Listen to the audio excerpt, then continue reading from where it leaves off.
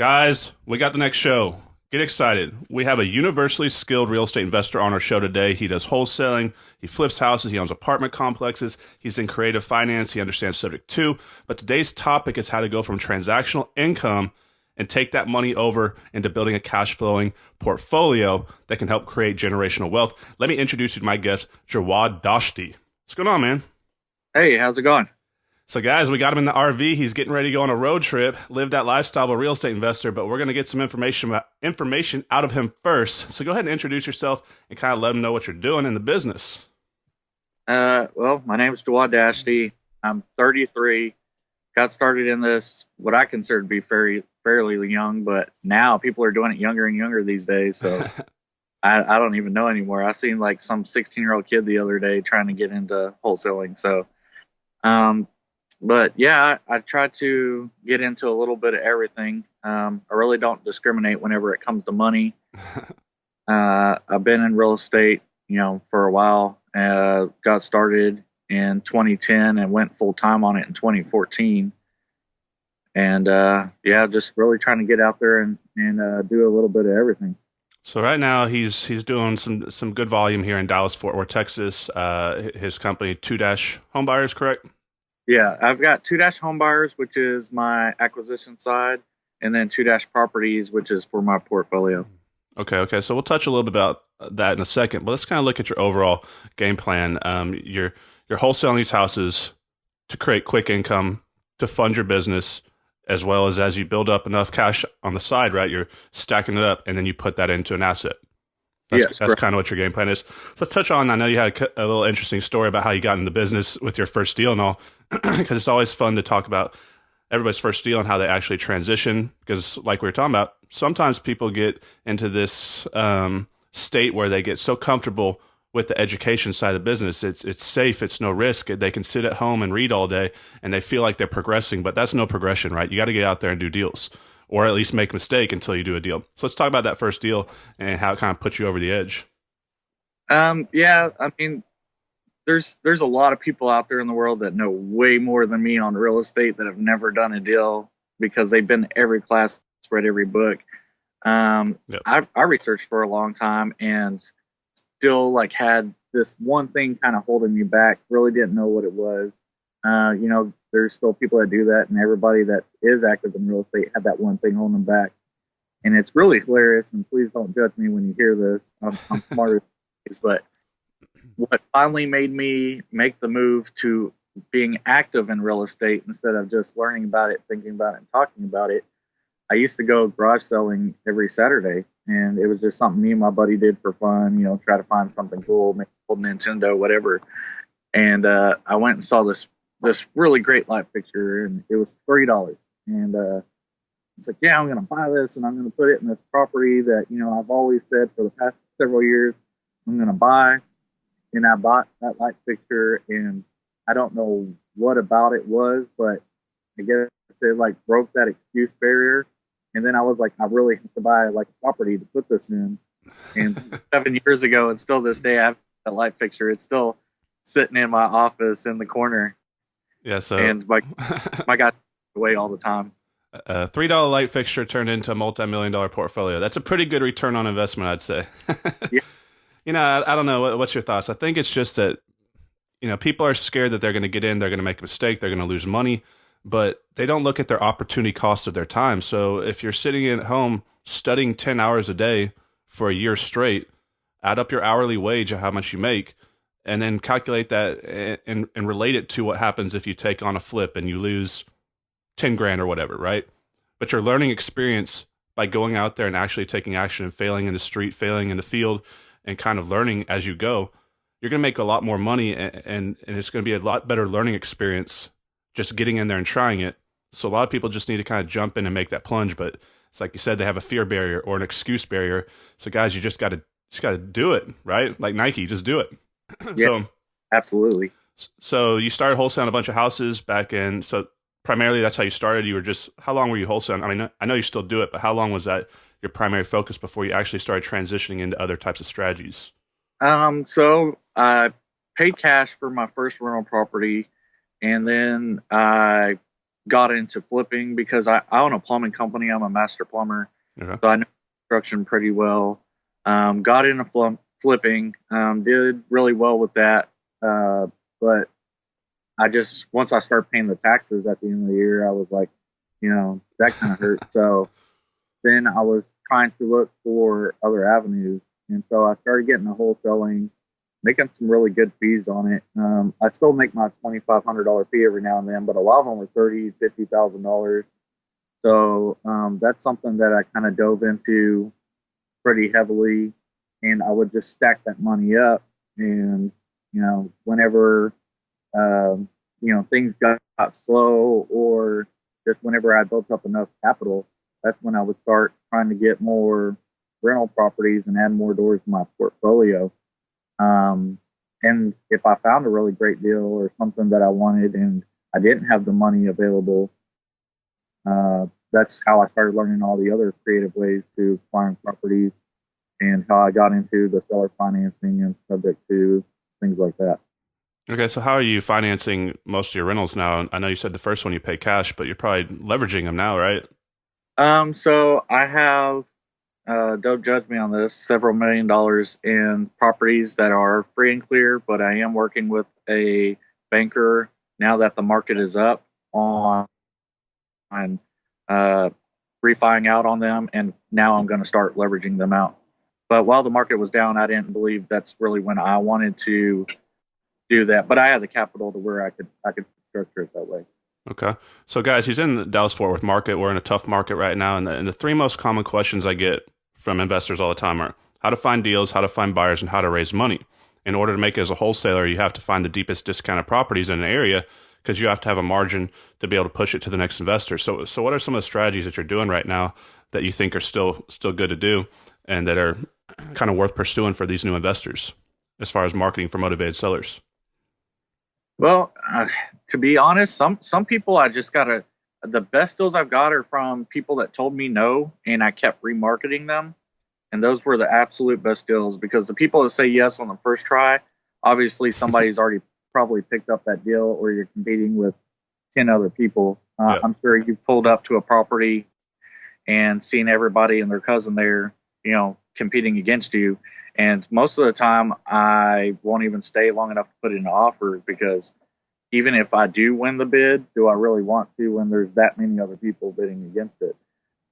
So a lot of times I'll go back through my list, who's the people that told me no, let me check up with them again. Recently, last week or the week before, I picked up a property that I got seller finance. I got great terms on it. The building was worth $365,000. I got it for $200,000, which is actually $20K more than he was asking. Which he was like, "Why would you do that?" But it's because he seller financed it to me for 20 years at 4.5% interest. Wow. And, it's going to cash flow. I believe it was like around $2,800 a month. So I was more than happy to give him $20,000 more than his asking price. But this guy, I'd asked him several times, because he goes out and mows his own property. And I made the mistake of always asking him before he mowed if he wanted to sell it. And this time I asked him after. And he was pretty exhausted. And I was like, "You ready to sell this thing?" And he's trying to push this heavy lawnmower in the back of his truck. And he was like, just dying, covered in sweat, nodding, yeah. And I was like, "All right, let's talk."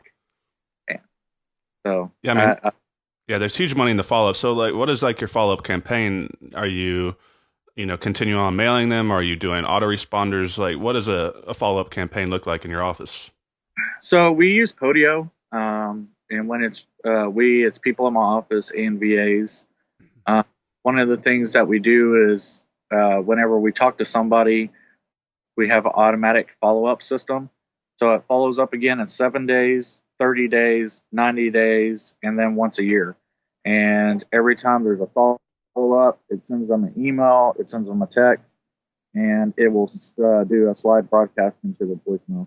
Yeah. So guys, really successful real estate investors like Jawad have really sound, tight, locked down follow-up systems, right? Especially like in our business, we really follow up on divorce leads and probate leads, right? So a lot of these divorces, I think I've talked about this on this channel before. they get to an emotional state. You got to look at the life event, right? So when we're marketing to motivated sellers, we're marketing to life events. And, they get real heated. They say they want to break up. They get a divorce and they find out how expensive and how big a headache it's going to be.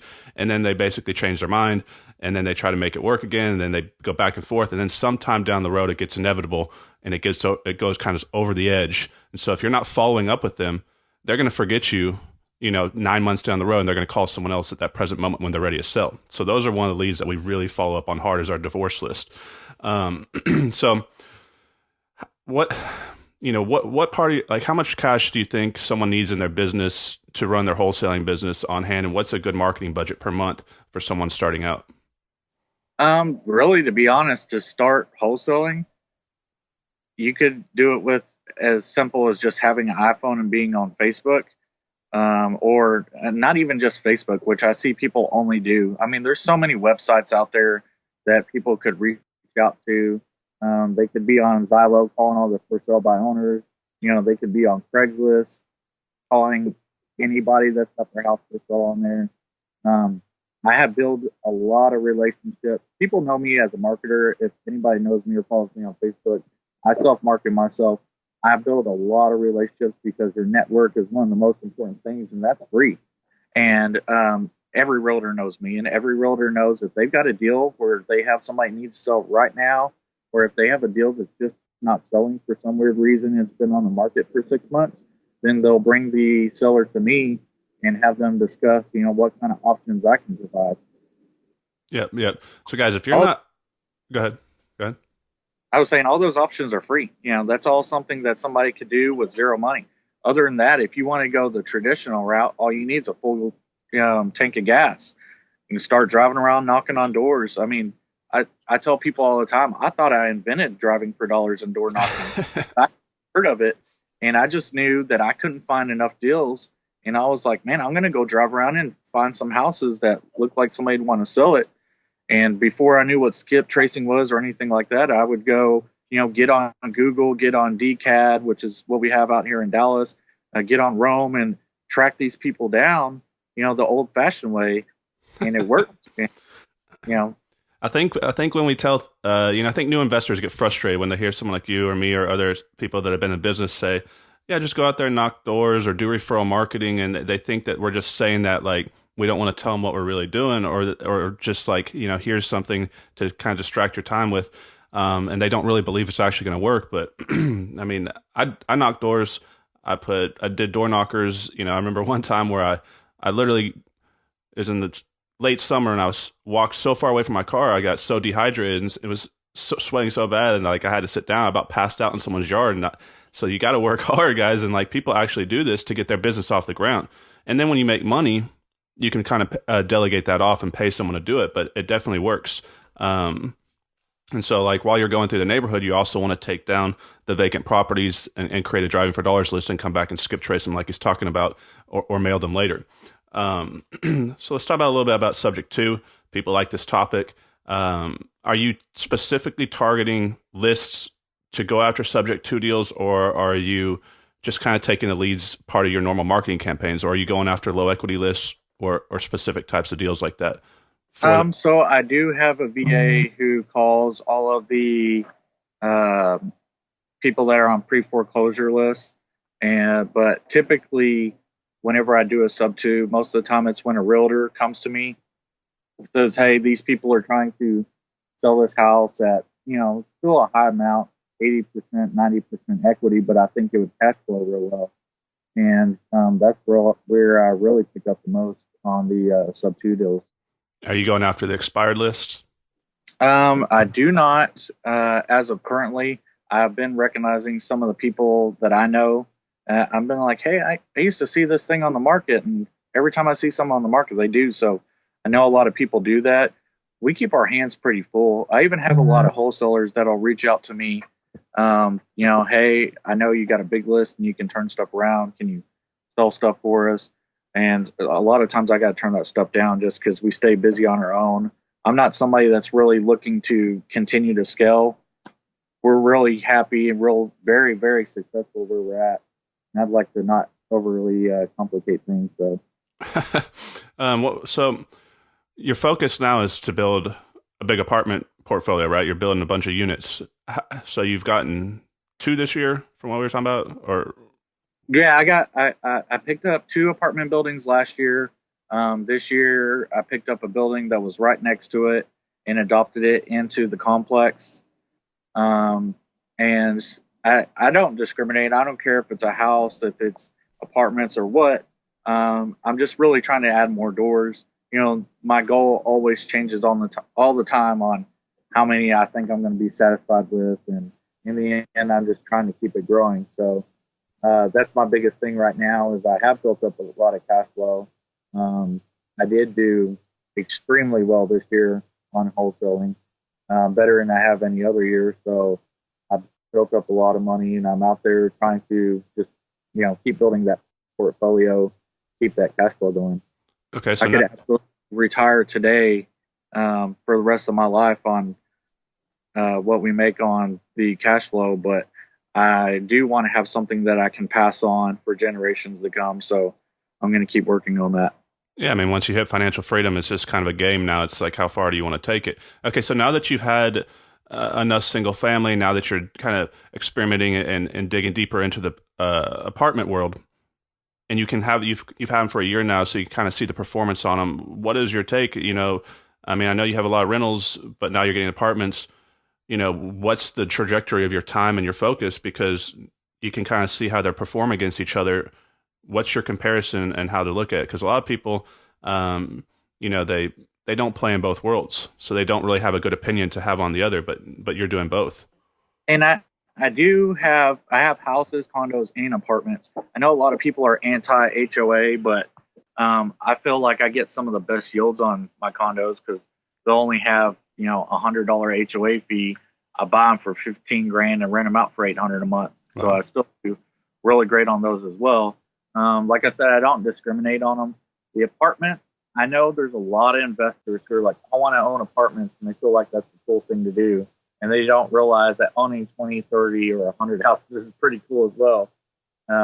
But to be honest, I wouldn't keep buying apartments if I didn't find them at a steal. And that's very hard to do because once you start getting to multifamily and million or multi-million dollar properties, you're finding people who know what they're doing and want the top of the market and selling things at 6% cap rate. And, that's not my goal to acquire something with such a terrible yield or such a low cap rate. So if I find a great deal in multifamily, I'll absolutely pick it up. I was lucky enough to pick these up at $19,000 a door. And so, the average really in DFW is 55 to 85. So that's why I got them, because I did really, really well on these. But the chance of me finding that again in this market is not too high. So until then, I'll just keep sticking with houses until I find something that I feel like is that great. Yeah, so I've asked a few people this lately. Like, we've got all these units and these huge apartment complexes being built in all the major cities in DFW. What do you think that's going to do when all these units flood in? Do you think it's going to affect rent rates? Do you think it's going to affect the single family market? What's kind of your take on that? I think it absolutely helps me. A lot of people are scared, but everything that I buy is more a C-class property, if you know what I mean. And for any new investors, that means it's kind of like the hood, but might be coming up here pretty soon. And so what I do is I always hope for speculation. I never bet on it. And so whenever I buy something, I buy the hood, but I buy it as close to the nice area as possible, knowing that not only did I get a great deal now, but if that area does come up from the good area expanding, I'm going to gain a lot of equity as well, which has worked out really well for me. I'm definitely 100% on every property that I've bought so far with that guessing game. So I would like to keep on approaching that. However, I would just say that the more new properties they build, they're not going to be at the kind of rents I can do with a C class and still get a 15-20% cap rate. So they can keep on building these $3,000 rents.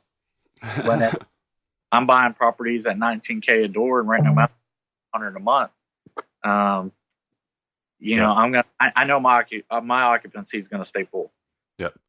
They're not building any low income housing anymore. It's just not happening. So I'm gonna buy as much of it as I can and hold on to it because it's a dying breed. No, I agree. I mean, a lot of people are scared to buy right now and hold, and I'm like, this is the best time. The best time is right now, today, no matter when it is. As long as you're going to hold them, because they all want to buy a portfolio and retire, and have it pay off and retire with it. But you're going to ride multiple cycles. So if you're worried about this one, maybe this isn't right for you. So it's important that you said. I like what you said there, is that you don't count on appreciation, but you hope it happens. And a lot of people right now are starting to speculate again. I'm seeing a lot of people paying 85, even 88 cents on the dollar for wholesale deals, and their rationalization is, well, in 2 years from now, it's going to be 70% leverage, but it's a little risky. It's kind of what got people in trouble in the first place. Yeah, and so somebody just tried to sell me a deal that way, and they were like, "Well, it's right here, and you know what's going to happen." I was like, "Look, if that happens, that should be a bonus. I'm definitely not going to bet on it. I want to buy the property for what it is and as it is right now, because that may never happen, or I could die tomorrow. But if that does happen, then that can just be a great bonus to me." Yeah, no, I totally agree. I think that's the best mentality to approach it with. Now, let's talk about, you brought up condos and townhomes and associations. I think this is an interesting topic because I get asked this all the time. We haven't had anybody on the show talk about this, because most people, most of these are the same thing with a mobile home in a park, right? So anytime there's an underlying payment besides the normal payment, it can cause cash flow issues. So, but you're buying them so cheap. Are you targeting condos and townhomes directly, or these are just leads that just come in from your normal marketing efforts, or is this something you're actually specifically targeting? So there's still complexes in DFW where I can go on the MLS right now, pay full asking price, and get a better yield than a lot of these guys that are out buying wholesale deals. They're there. And once again, like I said, with my networking, that is free, which people keep forgetting. It's free. I'm BFFs with a lot of presidents and vice presidents of HOAs. And whenever they foreclose on somebody's property, who do you think is the first person they call? Yep. And so I get phone calls all the time. I have 8 condos in Lake Highlands, which for people that are not in Dallas, that's a really good area of Dallas. Yep. And some of these I paid anywhere from $8,000 to $15,000 a piece for, and I rent them out for $800 a month, and I pay $114 a month in HOA fees. So I feel like my return is amazing. Is there? Yeah, I mean, that's really good. Is there a way to, like a public source that you can go and find all the condos, different condo online somewhere that you can just find them and then kind of look at them one by one and kind of find out what their dues are, and so people can kind of go in with a strategy? Or is this something you're just going to have to kind of drive around town or look on the MLS and kind of piecemeal it together? Yeah, it's really something that I had to piece together. I know there's a lot of people that'll go to the auctions and buy through the HOA foreclosures that way. That's not typically a way that I like to do it, and I don't like to do all the running around. But I do know the way that I've structured it works very well for me. I just went kind of on MLS and did a heat map on what these are typically selling for, and then realized not only do they have an amazing yield this way, but if I can reach out to them, almost as a wholesaler or as an investor and catch them before they even get on the market, I can even get them at a better rate. And they've appreciated very well, because all these that I've told you I paid $8,000 or $20,000 a piece for, they're $70,000 a piece on the market right now. Wow. So I've had a lot of people trying to buy them from me, other investors and wholesalers. I'm not going to sell them because I don't want to pay the taxes on them. But the return's so great. Why would I ever sell them? Yep. So you think you could be able to sell these pretty easily to a wholesale buyer? The days on market are so low in the areas. Plus, like I said, they're not making affordable housing anymore. And so to have, any kind of property, even if it's a condo that's a 1 or 2 bedroom, to have something like that and to be able to sell it for under $150,000, I mean, yeah, the days on market are nothing. Wow, that's interesting. So a lot of you young wholesalers out there, this may be a something you should focus on because everything else is oversaturated. Why not kind of take a little transition and go down a different direction? Have you had a lot of issues with them? The condo associations messing with you and kind of handcuffing you in certain ways and not allowing Only, you to do uh, things. so I do buy in several different complexes. And like I said, I do like to buy in undesired areas that are, right next to the great area. And there was a complex that's just got lawsuits with the city that you know, uh, the co-compliant knows them by first name and is always on them. And if you look up the reviews on Google, everybody's like, it's a death trap. Don't go to these condos. No, the properties weren't bad at all. It's the management was terrible. And I still went and took the risk.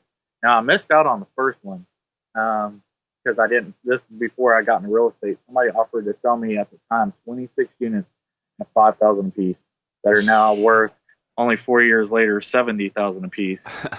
Yeah, so I still cry on that one, but I still pulled the trigger. Bought several units there on another deal later, and the person, it was kind of a little scheme, but the person that was the president, I guess, was pocketing money, wasn't putting repairs into certain things, but the complex was still in great shape, but he was just kind of running it more personal than business like, and everybody in the complex worked together and had that president replaced, which took years. But I didn't have to do any of the work. I stayed out of it. But I know that we did have a roof leak that was leaking into one of my units, and the HOA is supposed to cover that and they're supposed to fix it immediately. But the problem is they didn't, and if we wanted to sue them, they were going to fight us with an attorney that's being paid for by my own HOA fees. And so they got unlimited money. But the leak was $300 to fix. I just paid a roofer to go out there, fix it myself, moved on, still made an amazing return. 2 years later, they voted that president out. The complex came up big time, which gave me amazing equity as well. Because it got to rebrand itself and, come back with a vengeance. But I also don't think that's something that would happen that common. Yep. But either way, it still turned out very well for me. So your main exit strategies, you're just renting them, or are you doing any owner financing on those condos, or? No, I really don't want to sell them. I'm not in love with selling. I know a lot of people that's all they want to do. To me, when the second you sell something, yes, you still get the cash flow, but you no longer get any of the appreciation. Yep. And only giving yourself half the deal. So I'm really not in love with that. I've done it a couple of times just because I, for some reason, didn't want this property anymore, but I won't do it as, a way of trying to generate income. So yeah, my main goal is to just rent it out for life. But for my exit strategy, if I needed to sell it, I could sell them immediately because I have so much equity in them. I keep my properties, pretty decent. So if ever the time came where I needed to, I could put them on market and sell them within 10 days. So I think a lot of new investors, they're trying to get their education levels up. They come across seller financing, owner financing, and they hear you say that earlier in the show, yet they don't understand there's so many different ways you can do owner financing. You can create notes, partial notes. You can sell as an exit strategy, but you can also buy houses directly on owner finance. Are you buying a lot of houses direct to the seller like you were talking about, offering them owner finance offers? Is this what you're mainly doing, or are you selling? Because you just said you're not selling too many of them on the back end, so you're primarily focused on purchasing with owner finance, right? Yeah. So whenever it comes to me purchasing a property, I know anytime I approach somebody, I give them more than one option, and I learned that through, like I said, I own a plumbing company, and it's a very large plumbing company, and sales is a big thing in that. And I would have employees that would come up to a house that if it were my house, I would replace the whole sewer, and that sewer would be $20,000. And so a plumber, he's always going to have in his mind, this is the right thing to do. They need to replace the sewer. And he'd come say, here you go, you need $20,000 for it. And I'd have to explain to these plumbers, okay, that might be the right thing to do, but not everybody has $20,000, so we need to always give options. Let's give an option. Here's for a repair that has no warranty. Here's to do this whole line with a small warranty. But the best thing to do is replace the whole thing. And I wonder why so many people don't take that and apply it to real estate, because I've never given anybody just one offer. Everywhere I go, I say, look, this is what I can pay if I give you cash and close right now. This is what I can give you if you sub to it to me. And this is what I can do if you want to sell it to me on a finance. So I've never walked up to a person and just gave them one offer. Yeah, it's very important because the psychology of it, when you look at it, if you just offer them a cash offer, their thought process goes to answering yes or no. But when you give them multiple offers, now the brain starts thinking which one's the best one for me. And now they're not trying to think yes or no. They're trying to think which one works best for them. So what are your offers different? Are you offering 0% interest and you're offering a small interest rate and a smaller down payment than a bigger, like how does it kind of break down? Like what do your offers look like? So I can tell you one that was in Dallas in the Oak Cliff 75216 area. It's really not a great area, but the house, I was surprised. Every time, I'm sure you pull up to a house, you're like, please be nice, please be nice, please be nice. You pull up and it's a dud and you're like, well, I pulled up and it was actually really nice. And I was like, wow, this is surprising. And, it was a Hispanic couple. The guy's in construction. He's been fixing up the house himself because the owner was also an investor and owner financed it to him at a rate where he's just never going to get out of this hole that, he's fallen into. And he was like, I really just need to get out of this property.